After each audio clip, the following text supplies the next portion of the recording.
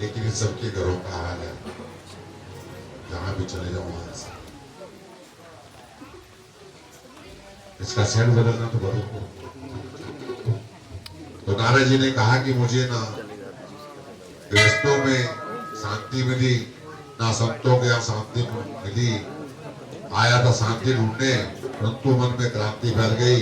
तो मुझे अब लगा कि अब मैं कहाँ जाऊं। फिर अचानक ध्यान आया कि मैं वृंदावन में जाऊं, जहाँ कृष्ण भगवान के अनेकों लीलाएं की थी। शायद वहां शांति जरूर मिलेगी।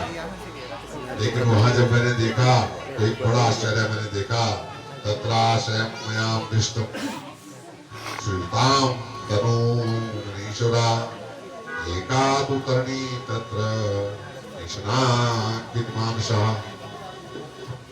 तो मैंने देखा कि यमुना के किनारे देवी जी बैठी रो रही थी और उनके सामने दो बुजुर्ग लेटे हुए थे। मुझे लगता कि जाकर के पूछता हूँ कि देवी तुम क्यों रो रही है। और फिर नारद जी के मन में आया कि देखो औरतों की तो आदत है 2 मिनट में रोना और 2 मिनट में हंसना, इसलिए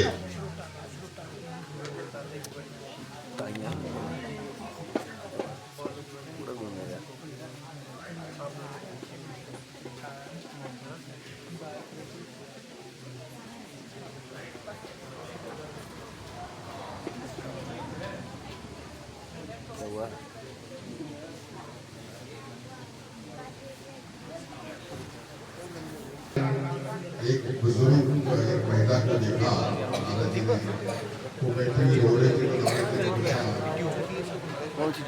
देखा और उसके सामने दो बुजुर्ग खराब है जब नारद जी ने देखा कि ये जाके बन गया कैसे पूछता हूँ। तारने की सीधी वही है वो बोर्ड चलता नहीं वो दोनों भेजा रहे हैं चेक किया था हमने पहले। तो उन्होंने अपना मूड चेंज करके वो चलने लगे। जैसे ही चलने लगे तो देवी ने उनको पुकारा,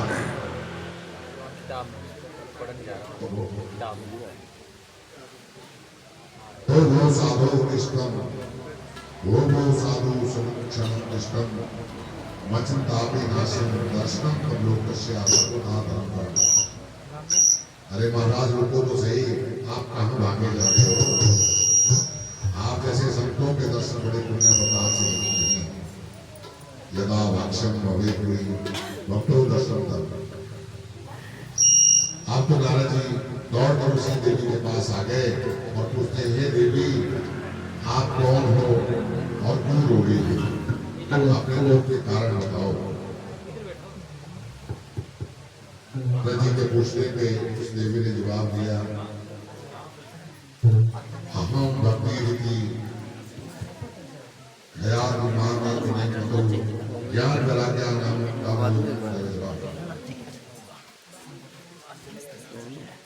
हे महात्मा, मेरा नाम भक्ति है और ये जो दोनों मेरे सामने लेटे हैं ये मेरे पुत्र हैं।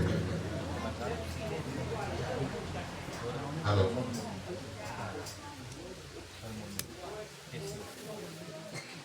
ये जो मेरे सामने लेटे हैं ये दोनों मेरे पुत्र हैं।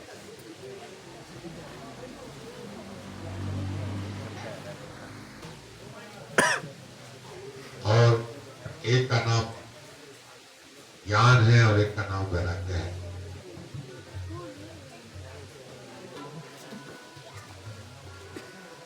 मैं द्रविड़ देश में उत्पन्न हुई, कर्नाटका में बड़ी पली और कहीं महाराष्ट्र में सम्मानित हुई और गुजरात ने मुझको बुढ़ापे की ओर धकेल दिया।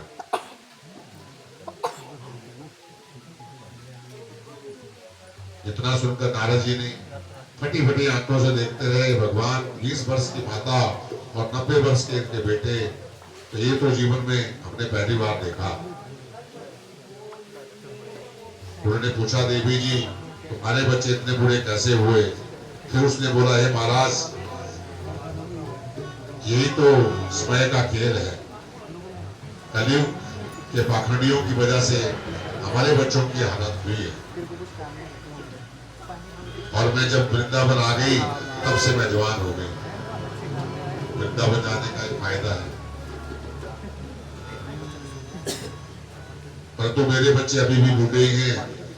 अगर ऐसी हालात रही तो मैं इस देश को छोड़कर के विदेश चले जाऊंगी। इदम स्थानम परित्याज्य विदेशम गम्यते मया। भक्ति महारानी जी की बात सुनकर नारद जी के ने हाथ जोड़कर कहा, अरे माता जी, मैंने आपको पहचान दिया। आप भगवान की प्राण बलवा हो और ये साक्षात मूर्ति संत ज्ञान वैराग्य है। और मैं समझ गया वृंदावन में तो भक्ति महारानी का साम्राज्य है।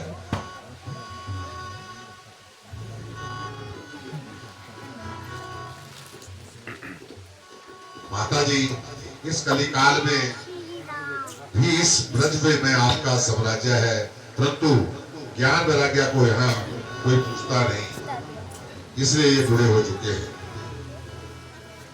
परंतु आप चिंता मत करो, मैं नारद मुनि आपको शपथ देता हूं और वचन देता हूं,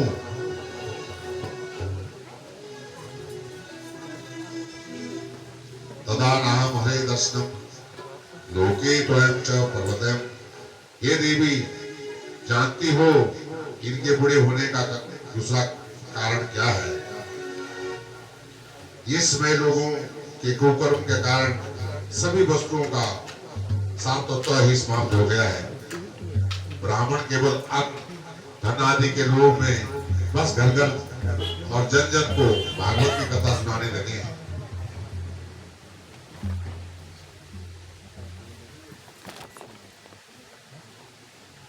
तीर्थों में नास्तिक कुकर्मियों का समूह रहने लगा है। किसी कारणों से तीर्थों का सार समाप्त हो गया है।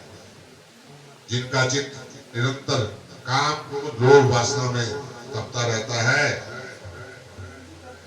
वो ही तपस्वी होने का ढोंग करने लगे हैं। इसलिए तप का भी प्रभाव खत्म हो चुका है।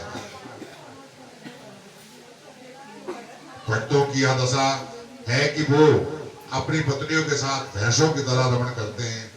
उनमें केवल संतान पैदा करने की कुशलता पाई जाती है। मुक्ति साधन में वो हमेशा अकुशल रहते हैं। नारद जी ने कहा, माता जी आप चिंता मत करिए, मैं आपके पुत्रों को स्वस्थ करने का वचन देता हूँ। आप मेरा विश्वास करो, अगर मैं ऐसा नहीं कर सका तो मैं भगवान का सेवक नहीं। भक्ति महारानी जी नारद जी के वचन सुनकर बड़ी खुश हुई और बहुत और उनकी स्तुति करने लगी और गाने गाने लगी, महात्म करने लगी। धन्य हो, हमें पूर्ण विश्वास है कि आप अपने वचन की रक्षा पूर्ण करेंगे।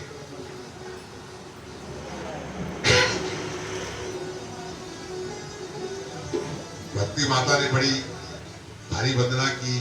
हे नारद जी, आप की जय हो। आप ही वचनों पर विश्वास करके आज ध्रुव जी आकाश में चमक रहे हैं। आपके बताए हुए मार्ग पर प्रहलाद जी ने खंबे से नरसिंह भगवान को प्रकट किया। हे भगवान, जैसे आपने ध्रुव प्रहलाद पर अनुग्रह किया, ऐसे ही मेरे बच्चों पर भी कृपा करें। आपको मैं नमस्कार करती हूँ।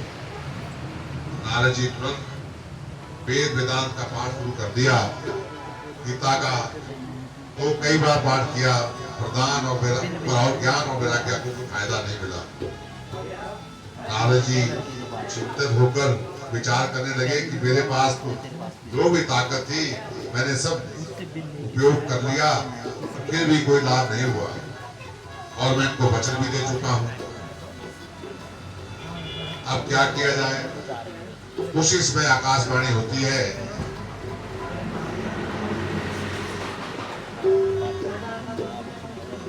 आकाशवाणी ने कहा, नारद जी आप दुखी मत होइए, आपका उद्यम सफल होगा। तो नारद जी ने कहा, इतना तो उद्यम कर रहा हूं और इससे फायदा नहीं हुआ। तो आकाशवाणी ने कोई मार्गदर्शन नहीं किया। हे नारद, आप सत्कर्म करो, तभी ये स्वस्थ होगे। नारद जी ने कहा, अभी तक मैं क्या कर रहा था? अरे वेद वेदांत सब सुना तो रहा था, क्या ये सत्कर्म नहीं है? और कौन सा सत्कर्म करूं? आकाशवाणी ने कहा, किसी संत से पूछो। नारद जी ने कहा, देखो आकाशवाणी ने ना तो कोई दवाई बताई, ना दवाई का नाम बताया, तो सत्कर्म का नाम भी बता देते तो हम करने लग जाते, अथवा संत का ही नाम ले लेते तो फिर संत के पास चले जाते। ये क्या बात हुई कि संत बताएगा? चलो ठीक है, आखिर पता लगाते हैं। आकाशवाणी ने हमें सतमार्ग का संदेश दिया। अब तो निकल पड़े नारद जी, और रास्ते में जो भी वैष्णव मिलते रहे, महाराज जी प्रणाम, क्या आप कृपा करके बता सकते हैं कि सत्कर्म किसे कहते हैं? जिससे पूछते वही हाथ जोड़ लेता। अरे नारद जी, मेरा मजाक उड़ाते हो, ब्रह्मा के बेटे हो, दुनिया में घूमते फिरते हो और हमसे पूछते हो कि सत्कर्म क्या है? अरे भाई, कोई सामान्य व्यक्ति पूछे कि मेरे सर में दर्द हो रही है तो कोई दवा भी देगा। अगर कोई स्पेशलिस्ट डॉक्टर ही पूछ रहा है कि मेरे सर में दर्द हो रही है तो क्या किया जाएगा? तो फिर एक आदमी हाथ जोड़ लेता है, महाराज दुनिया के दर्द आप भी करते हो और हमसे पूछते हो। नारद जी सुप्रसिद्ध संत हैं, दुनिया में उनकी ख्याति है, इसलिए वो सामान्य व्यक्ति कोई इनको जवाब नहीं देने की हिम्मत भी नहीं करता। बड़े बड़े नामधारी प्रतिष्ठित संत हैं, जब उनके पास नारद जी पहुंचे, तो महाराज आपका बहुत नाम सुना है, इसलिए आपके पास आया हूं, कृपा करके मुझे बताओ कि सत्मार्ग किसे कहते हैं? तो बेचारे ने अपनी इज्जत रखने के लिए इशारा करते हुए कहा, आजकल मेरा मौन व्रत है, तो मैं समाप्त होने पर आपको बता दूं। कुछ आप सब लोग घबरा गए, नारद जी को बताने वाला नहीं था, तो कुछ लोग मौनी बाबा बन गए, कुछ भाग गए, लेकिन नारद जी को सावधान किसी ने नहीं, समाधान किसी ने नहीं दिया। तब उन्होंने निश्चय कर लिया कि बद्री का आश्रम चलते हैं, जहाँ भगवान नारायण के निवास करते हैं, उन्हीं को पूछते हैं और उन्हीं से ही प्रश्न करेंगे। नारद जी शंकराचार्य जी से कहते हैं कि भैया जी मैं मुनि नारायण को ढूंढ रहा हूँ। जब तक आप चारों भाई मिल गए और आपने मेरी उदासी का कारण पूछा, तो हमने विस्तार से बता दिया। अब मैं आपसे प्रश्न करना चाहता हूं कि कौन सा सत्कर्म किया जाए?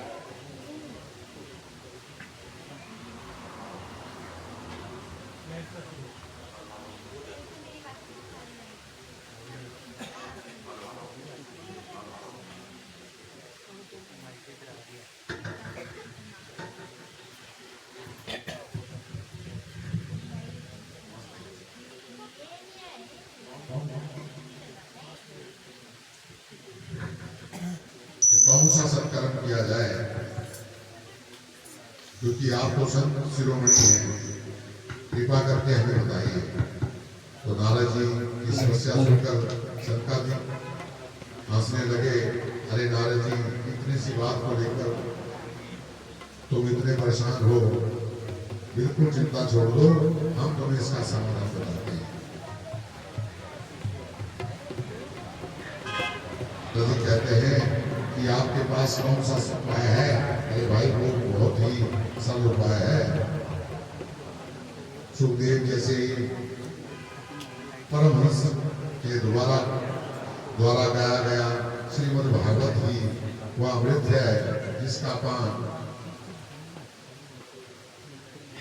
ज्ञान वैराग्य नवयुग संपन्न होकर नाचेंगे। ये हमारा विश्वास है। नारद जी ने फिर मुंह लटका लिया।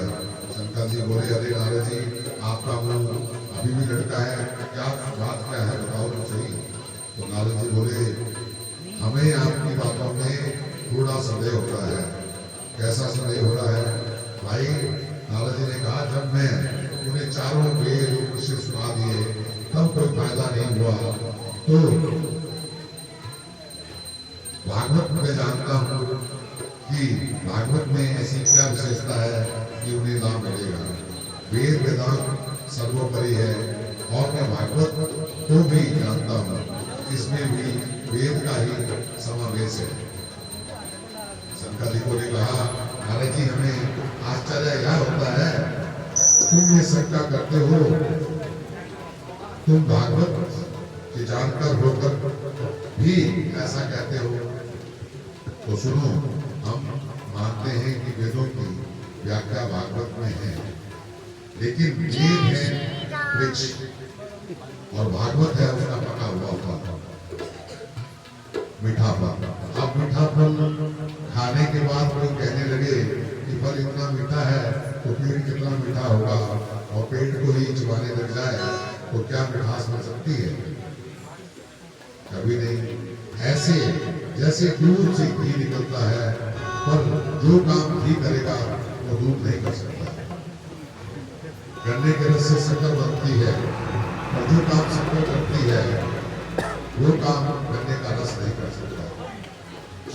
इसलिए वेद है दूध और भागवत है उसका मतलब नहीं है।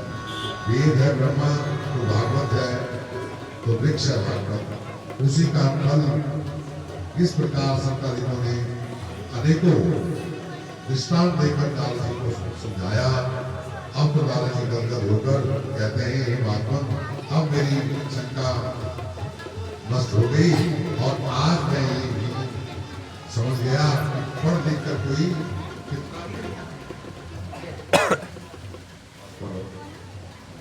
पढ़ लिख करके कोई कितना भी बड़ा संत बन जाए, तो आपसे, आप जैसे गुरुदेव का सत्संग ना मिले तब तक शास्त्रों का रहस्य कोई नहीं समझ सकता।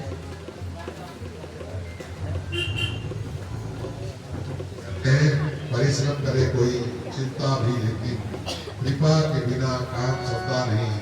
निराशा निशा नष्ट होती ना तब तक, दया भानु जब तक मिलता नहीं। वासनाएं अमित रूप लेकर अंतःकरण में उपद्रव मचाती, तब भी कृपा सिंधु श्री राम जी के अनुग्रह बिना काम चलता नहीं। मृगवारी जैसे असत इस जग में पुरुषार्थ के बल में बचना है मुश्किल। श्री हरि के सेवक जो छल छोड़ बसते हैं, उन्हें फिर ये संसार चलता नहीं।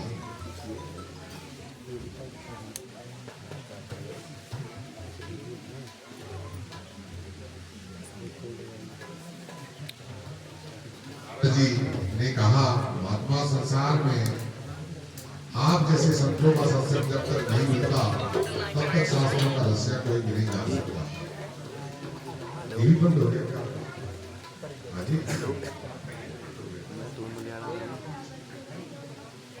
परंतु सत्संग भी कब मिलेगा? जब जन्मांतरों के पुण्य उदय होंगे, तब प्रयास से सत्संग मिलता है।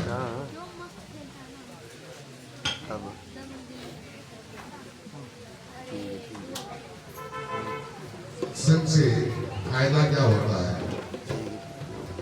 विवेक की जागृति होती है। जैसे सूर्य उदय होने से अंधकार नष्ट हो जाता है, ऐसे विवेक उदय होने से अज्ञात रूपी जीवन का अंधकार समाप्त हो जाता है।